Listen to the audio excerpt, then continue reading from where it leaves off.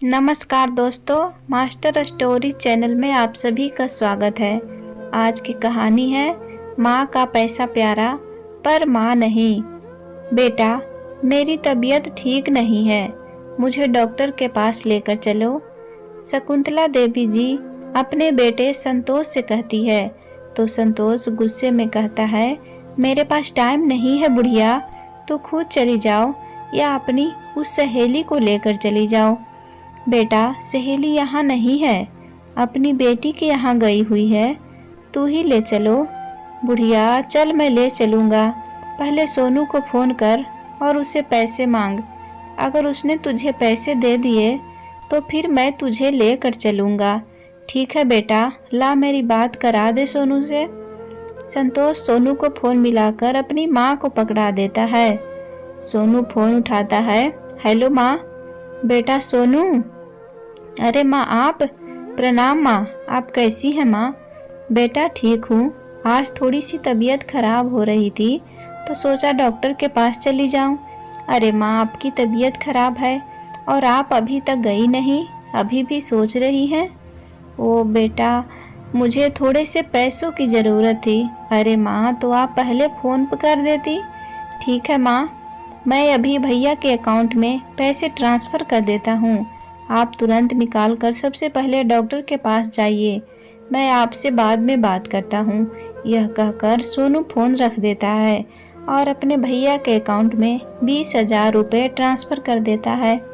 संतोष के अकाउंट में 20,000 रुपये आ जाते हैं तो संतोष खुश हो जाता है। शकुंतला देवी जी संतोष को फिर से कहती है, बेटा आ गए पैसे? अगर पैसे आ गए हो तो चल मुझे डॉक्टर के पास ले चलो। पैसे तो आ गए हैं ना, लेकिन अभी नहीं लेकर जाऊंगा, थोड़ी देर बाद लेकर जाऊंगा, अभी मुझे कुछ काम है, अभी मैं बाहर जा रहा हूँ, पहले काम करके आता हूँ फिर लेकर चलूंगा। यह कहकर संतोष बहाना बनाकर घर से बाहर चला जाता है। शकुंतला देवी जी मायूस होकर फिर से अपनी चारपाई पर लेट जाती है और अपने बेटे का इंतजार करने लगती है।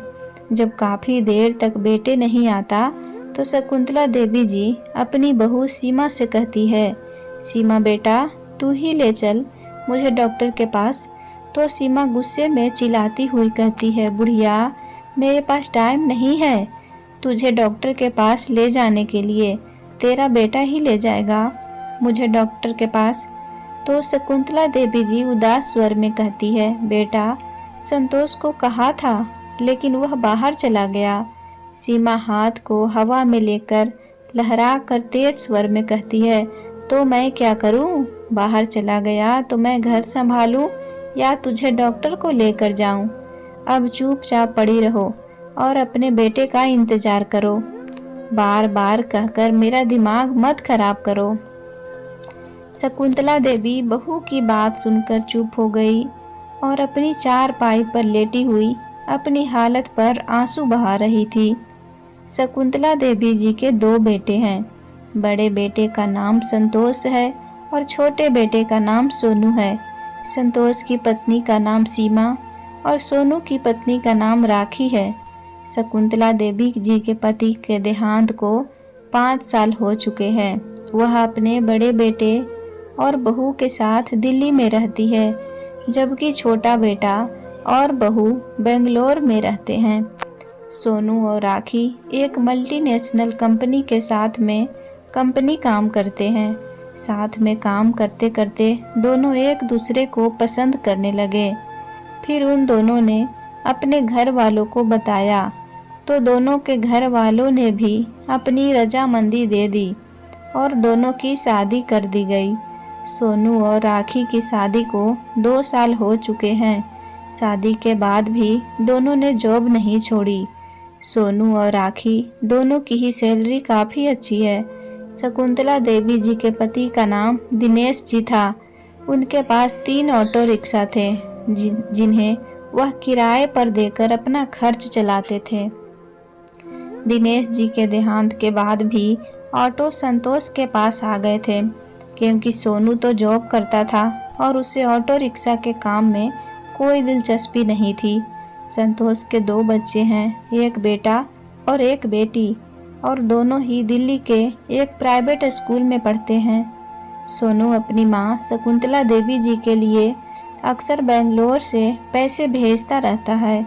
सोनू का बड़ा भाई संतोष अक्सर बहाने बना बना कर, भाई अब यह ऑटो खराब हो गया, अब वह ऑटो खराब हो गया, अब ऑटो का एक्सीडेंट हो गया, उसमें इतने पैसे लग गए, ऐसे बहाने बना बना कर अपने छोटे भाई से पैसे मांगता रहता था। और उसकी भाभी सीमा भी आए दिन पैसों के लिए सोनू के पास फ़ोन करते रहती थी। कभी बच्चों की फीस का बहाना बनाकर, तो कभी घर में राशन डलवाने का बहाना बनाकर।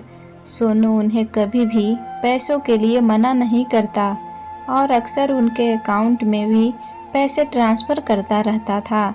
राखी का स्वभाव भी सोनू के जैसा ही था। सोनू जब राखी को पैसे देने की बताता तो वह भी सोनू को पैसे देने के लिए मना नहीं करती थी। कभी कभी तो संतोष अपने माँ से फ़ोन कराकर भी सोनू से पैसे मंगा लेता था और सोनू माँ को जो पैसे भेजता था संतोष सारे पैसे हड़प लेता था। आज सुबह से ही शकुंतला देवी जी की तबीयत ठीक नहीं थी। दोपहर होते होते और ज़्यादा तबीयत खराब हो गई। उन्होंने संतोष को डॉक्टर के पास ले जाने के लिए कहा तो वह बहाना बनाकर बाहर चला गया और बहू से कहा तो उसने भी जाने के लिए साफ इनकार कर दिया। शाम हो चुकी थी और शकुंतला देवी जी संतोष का इंतजार करते करते थक चुकी थी। रात के 12 बज रहे थे और जब संतोष घर आया था और वह भी पी कर आया था और आकर अपने कमरे में चला गया। एक बार अपनी माँ को देखा भी नहीं। उसकी आवाज़ सुनकर माँ समझ जाती है कि बेटा पी कर आया है और चुपचाप लेट जाती है। ऐसी हालत में उसे क्या कहे, और वैसे भी अब रात के 12 बज चुके थे। धीरे धीरे शकुंतला देवी जी के शरीर में बहुत ज़्यादा जकड़न हो रही थी, परंतु उनके बेटे और बहू को इस बात से कोई मतलब नहीं था। तबीयत खराब की वजह से उनसे खाना भी नहीं खाया गया और बिना दवाई और खाने के वह अपने बिस्तर पर अधमरी सी पड़ी हुई कराह रही थी। उधर बेंगलोर में ऑफिस से देर रात घर लौटते हुए गाड़ी में सोनू और राखी बात कर रहे थे। एक प्रोजेक्ट पर काम करते करते दोनों को घर आने में रात के 10 बज चुके थे और इसी प्रोजेक्ट के चलते दोनों को 4 बजे सुबह दिल्ली के लिए निकलना था। ऑफिस से लौटते हुए गाड़ी में सोनू और राखी बात कर रहे थे। ओहो सोनू, काम के चक्कर में मम्मी जी को फ़ोन भी नहीं किया। मम्मी को फ़ोन कर लेती हूँ। नहीं नहीं, रहने दो, अब ज़्यादा देर हो गई है, माँ सो गई होगी। अब वैसे भी उनकी तबीयत खराब है, घर ही तो जाना है, फ़ोन नहीं करते हैं, माँ को अचानक जाकर सरप्राइज़ दे देंगे। ठीक है, ऐसा ही करते हैं। दोनों घर पहुँच जाते हैं और उल्टा सीधा जो भी रखा होता है खाकर अपनी पैकिंग करने लगते हैं और सो जाते हैं। सुबह की फ्लाइट से सीधा दिल्ली एयरपोर्ट पर उतरकर घर के लिए कैब करते हैं और सीधा घर पहुंच जाते हैं। डोरबेल बजते ही संतोष जाकर गेट खोलता है और अपने छोटे भाई और उनकी पत्नी को देखकर चौंक जाता है। अरे सोनू तू? हाँ भैया मैं। सोनू अपने भाई से गले लग जाता है और तीनों अंदर जाते हैं। सीमा को तो खबर नहीं थी, वह तो बेसुध अपने कमरे में बच्चों के साथ सोई हुई थी। सोनू और राखी अपनी माँ के कमरे में जाते हैं और संतोष अपने कमरे में चला जाता है और सीमा को जगाता है। सीमा उठो, देखो सोनू और राखी आए हैं। जैसे ही सीमा के कानों में सोनू का नाम जाता है, सीमा उठ खड़ी होती है। क्या बात कर रहे हैं आप? सुबह सुबह सोनू? अचानक कैसे आधमका? सीमा बिखरे बालों में अचंभे भरे लफ्ज में बोलती है तो संतोष भी विचार पूर्व कहता है, यही तो मुझे समझ नहीं आ रहा है, अचानक कैसे आया है। हो सकता है कोई काम हो यहाँ। हाँ जी, काम से ही आए होंगे दोनों। दोनों अपने आप को सांत्वना देकर मन को शांत कर लेते हैं। इधर सोनू और राखी माँ के कमरे में जाते हैं तो माँ सोई हुई थी। दोनों माँ के चरण स्पर्श करते हैं तो देखते हैं माँ का शरीर तो बुखार में तपा हुआ है और ना ही उनके पास किसी भी किस्म का कोई इंतजाम है और ना ही दवाई वगैरह है। अरे माँ को तो बहुत तेज बुखार है, सोनू बेचैन होकर बोलता है। सोनू, यहाँ तो माँ के लिए किसी भी तरह का इंतजाम नहीं है। राखी भी इधर उधर नजरें मार कर कहती है, भैया भैया। सोनू संतोष को तेज आवाज लगाता है तो माँ की आंख भी खुल जाती है। अरे मेरे बच्चे, सोनू कब आया तू? तूने तो बताया भी नहीं। मन खुश होकर कहती है। तो सोनू कहता है, माँ आपको तो बहुत तेज बुखार है। माँ उठने की कोशिश करती है तो राखी और सोनू सहारा देकर उन्हें बैठाते हैं। हाँ बेटा, बस थोड़ा सा है। यह थोड़ा सा है? माँ, आप इतनी तेज बुखार को थोड़ा सा बोल रही हैं? सोनू अपनी माँ से कहता है। फिर से अपने भाई को आवाज लगाता है, भैया भैया। हाँ हाँ आया। संतोष और सीमा भी माँ के कमरे में आ जाते हैं। भैया, माँ को इतना तेज बुखार है और आप दोनों को जरा भी परवाह नहीं है, और माँ के पास कोई दवाई भी नहीं है, ना ही कोई इंतजाम है। सोनू गुस्से में पूछता है तो संतोष कहता है, हाँ मैंने सीमा को बोला था दवाई वगैरह माँ के पास ही रख दिया कर। इसने सुनकर अनसुनी कर दी। तभी माँ कराहने लगती है।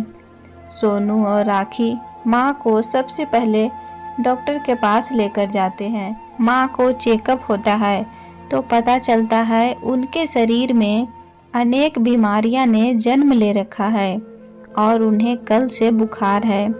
यह सुनते ही सोनू और राखी सन्न रह जाते हैं। वह माँ की सारी दवाइयाँ ले लेते हैं और माँ को घर ले आते हैं। उन्हें कमरे में लेटाकर सबसे पहले थोड़ा सा खाने को देते हैं, फिर दवाई देते हैं। उन्हें दवाई के नशे से नींद आ जाती है। फिर सोनू और राखी संतोष के कमरे में जाते हैं। संतोष बच्चों को स्कूल छोड़ने गया हुआ था और सीमा आराम फरमा रही थी। भाभी, भैया कहाँ हैं? सोनू कमरे में जाते ही गुस्से में बोलता है तो सीमा घबराकर खड़ी हो जाती है। वो हकलाती हुई बोलती है, बच्चों की छुट्टियां थी तो वह उन्हें ट्यूशन छोड़ने गए हैं। तभी संतोष भी आ जाता है और कहता है, क्या बात है सोनू, तू बड़ा गुस्से में लग रहा है। माँ को कल से बुखार है। क्या आप दोनों माँ को डॉक्टर के पास लेकर गए थे? सोनू गुस्से में पूछता है तो संतोष और सीमा एक दूसरे को देखने लगते हैं। मैं आप दोनों से कुछ पूछ रहा हूँ, माँ को डॉक्टर को पास लेकर गए थे या नहीं? अरे वो मैंने इसे सीमा को कहा था कि मुझे टाइम नहीं है, माँ को डॉक्टर के पास ले जाओ। अरे आपको तो टाइम ही नहीं होता है। आप क्या पहाड़ तोड़ रहे थे जो माँ को डॉक्टर के पास नहीं लेकर गए? मैं तो दिन भर इतना काम कर करके थक जाती हूँ। दोनों आपस में बहस करने लगे तो सोनू संतोष को जोरदार तमाचा जड़ देता है और राखी सीमा को तमाचा जड़ देती है। फिर एक एक और तमाचा दोनों को गाल पे पड़ जाता है। तमाचे इतनी जोरदार थे कि तमाचे की आवाज कमरे में गूंज गई। हाय मम्मी, सीमा के मुंह से निकलता है और वह अपने गाल को सहलाते हुए एक कोने में जा खड़ी होती है। संतोष भी गाल पड़े वही जाम हो जाता है। वह दोनों मुकाबला कर सकते थे किंतु नहीं कर सके, क्योंकि सोनू और राखी के बदौलत ही उनका पालन पोषण हो रहा था। इसीलिए चुपचाप पत्थर की मूर्ति बने खड़े रह गए। शर्म आनी चाहिए तुम लोगों को। अरे ऐसा व्यवहार तो दुश्मन भी अपने दुश्मन के साथ ना करे जो तुम लोग अपनी माँ के साथ कर रहे हो। सोनू गुस्से में बोलता है, अपनी देवी समान सास की सेवा करने के बजाय उन्हें जीते जी मार रही हैं। अब राखी भी गुस्से में अपनी जेठानी को बोलती है, हम जो इतनी रकम तुम्हें भेजते हैं वह सब कहाँ जाती है? कल भी मैंने माँ के लिए पैसे भेजे थे, कहाँ है वो पैसे जो मैं भेजा था? उनमें से भी 2 पैसे माँ के लिए तुम लोगों के पास नहीं है। तुम लोग माँ और बच्चों का बहाना बनाकर हमें लूटते रहे हो। माँ के लिए ही तो हम इतनी रकम भेजते हैं, वह सब हजम कर जाते हो तुम लोग। सोनू और राखी संतोष और सीमा को खूब खरी खोटी सुनाते हैं। दोनों मुंह लटकाए सुनते रहते हैं। फिर सोनू और राखी नीचे माँ के कमरे में चले जाते हैं। सोनू राखी को कहता है, राखी तुम माँ के पास इतनी सेवा करो, जो भी मांगे तुरंत दे देना। प्रोजेक्ट का काम मैं करता हूँ, अगर आज ही हो गया तो हम कल निकल जाएंगे, नहीं तो परसों चले जाएंगे। माँ की तबीयत संभलते ही माँ का सामान पैक कर लेना। ठीक है सोनू, तुम जाओ, मैं माँ के पास ही रहूँगी। राखी सोनू को कहती है तो सोनू घर के बाहर निकल पड़ता है। सोनू को प्रोजेक्ट का काम करते करते 3 बज जाते हैं। राखी माँ के लिए खिचड़ी बनाती है, क्योंकि डॉक्टर ने बोला था। खिचड़ी बनाकर अपने हाथों से उन्हें खिलाती है, फिर फल खिलाती है, दवाई खिलाती है, उनकी खूब अच्छी देखभाल करती है। माँ भी अपनी बहू के साथ बहुत खुश होती है और एक दिन में ही काफ़ी हद तक अच्छी भी हो जाती है। संतोष और सीमा राखी को देख देख कर जलते फिरते रहते हैं। राखी ने सीमा से अपने लिए आलू भरता, पूड़ी, रायता, खीर माँ जी के कमरे में मंगाकर मजे मजे से खाया। और माँ जी ने पूछा, मम्मी जी आपका मन है क्या खाने का? तो माँ ने मना कर दिया। सोनू को काम करते करते अब शाम हो गई थी। राखी ने अपने ऑफिस के किस्से सुना सुनाकर माँ जी को खूब हंसा रही थी और सीमा को डिनर का ऑर्डर दे दिया था। सीमा नाक मुंह बनाते हुए, पैर पटकते हुए काम करती रही और संतोष को अपने साथ काम में लगा लिया। बच्चे भी राखी के साथ खूब खेल रहे थे, खूब हंसी मजाक कर रहे थे। माँ जी का पूरा मन लगा हुआ था, जिसके कारण वह रात तक बहुत अच्छी हो गई थी। सोनू को घर आते आते रात के 8 बज चुके थे। सोनू घर में आया और अपनी माँ को हंसते हुए देखा तो उसके चेहरे को मुस्कान ने छू लिया। अपनी माँ के पास आया और तबीयत कैसी है माँ पूछा। माँ बोली, देख मैं तो भली चंगी हो गई हूँ। तेरे और राखी के आने से मेरी बच्ची ने मेरा बहुत ख्याल रखा। मेरा पूरा दिन एक पैर पर खड़ी रही और ऊपर से अपने ऑफिस के किस्से सुना सुना कर मेरा खूब मनोरंजन किया। बहू अच्छी है मेरी बहू। माँ ने उसे गले लगाते हुए कहा, आप भी तो वर्ल्ड की बेस्ट मॉम एंड सासू मॉम हैं। हाँ सोनू, क्या रहा, काम हुआ या अभी रह गया है? राखी ने सोनू की ओर देखते हुए पूछा तो सोनू ने कहा, काम तो पूरा हो गया है, लेकिन यार राखी मैं बहुत थक गया हूँ। इस प्रोजेक्ट के चक्कर में मुझे ना जाने कितने धक्के खाने पड़ गए हैं। मैं सोच रहा हूँ कल यहीं घर में आराम करते हैं, परसों आराम से निकलते हैं। हाँ ठीक है सोनू, कल यहीं मज़े करते हैं, फिर तो ना जाने कब आना होगा। हाँ मेरे बच्चों, खूब मज़े करो। माँ ने भी हंसते हुए कहा, भाभी जरा खाना तैयार हो तो माँ के कमरे में ही ले आओ, हम यहीं खाएंगे। राखी ने आवाज़ लगाते हुए सीमा को कहा। आवाज़ सुनते ही सीमा तिलमिला उठी, परंतु कुछ बोल नहीं सकती थी, यह सोचकर कि नहीं तो यह लोग हमें पैसे नहीं देंगे। भैया जरा कोल्ड ड्रिंक ले आना। सोनू ने भी संतोष को आवाज लगाकर कहा तो संतोष ने बोला कि सोनू, कोल्ड ड्रिंक तो खत्म हो गई है, तो जाओ ना, जल्दी लेकर आओ, फिर देर किस बात की है। सोनू ने संतोष को मार्केट भेज दिया। सीमा ने माँ के कमरे में खाना लगाया और संतोष भी कोल्ड ड्रिंक लेकर आया। राखी और सोनू बच्चों से मिलकर अच्छे से खाना खाया। माँ के लिए राखी ने खुद दाल रोटी बनाई थी। माँ ने दाल रोटी खाई। फिर कुछ समय बाद सोनू ने सीमा को चाय के लिए बोला तो सीमा सबके लिए चाय बनाकर लाई और मुंह बनाकर अपने कमरे में जा लेटी। और संतोष भी बेचारा थक गया था, वो भी अपने कमरे में लेट गया। बच्चे भी आकर सो गए। फिर राखी, सोनू और माँ भी बातें करते करते सो गए। अगले दिन घर में रहकर सोनू और राखी ने सीमा और संतोष से खूब काम कराया। वह भी पैर पटकते हुए इसलिए करती रही ताकि यह हमारी रकम भेजते रहे, किंतु उन्हें अभी तक यह मालूम नहीं था कि वह माँ जी को अपने साथ लेकर जा रहे हैं। जब सोनू और राखी के जाने का वक्त आया और वह माँ को साथ लेकर जाने लगे तो संतोष और सीमा को दिल का दौरा पड़ने का हो गया।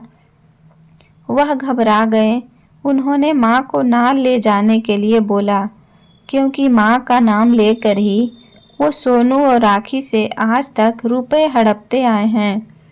माँ की तो उनके लिए एटीएम कार्ड समान थी, इसलिए वह खूब आग्रह करने लगी कि माँ को मत लेकर जाओ, किंतु उनकी कौन सुनने वाला था। वह दोनों अपनी माँ को अपने साथ बेंगलोर ले गए। बेंगलोर ले जाकर उन्होंने माँ के लिए एक फुल अटेंडेंस रख ली। संतोष और सीमा अपने किए पर पछताने लगे कि अगर हम माँ की थोड़ी सी भी देखभाल कर लेते तो आज यह दिन देखना ना पड़ता। संतोष को मजबूरन एक ऑटो को खुद चलाना पड़ा, क्योंकि वह अपने भाई से पैसे मांग मांग कर ऐश करता था और ऑटो को किराए पर देने के अलावा और कोई काम नहीं करता था। वह इतना शिक्षित भी नहीं था कि अच्छी नौकरी कर सके। पैसों की कमी के कारण अब संतोष और सीमा में बहुत झगड़ा होने लगा था। दोनों एक दूसरे पर इल्जाम थोपते रहते थे। उधर बेंगलोर में माँ अपने छोटे बेटे और बहू के साथ बहुत खुश थी और भगवान का लाख लाख शुक्र अदा करती रहती थी। अपने बुजुर्गों को हमेशा बहुत प्यार दीजिए। जितना प्यार हम अपने बुजुर्गों को देंगे उसे लौटकर दुगना ही आएगा। पता नहीं कितना साथ है आपका आपके बुजुर्गों के साथ। जितना भी समय वह आपके साथ हैं उनके साथ प्यार से रहिए। जब हमारे बुजुर्ग हमारा साथ छोड़कर चले जाते हैं तो उनकी बहुत याद आती है। हमारा घर खाली और ज़िंदगी वीरान हो जाती है। दोस्तों, उम्मीद करती हूँ कि कहानी पसंद आई होगी। पसंद आए तो लाइक करें, शेयर करें और सब्सक्राइब बटन दबाना ना भूलें। कहानी को पूरा देखने के लिए दिल से धन्यवाद। मिलते हैं नई वीडियो में नई कहानी के साथ। Take care, bye bye.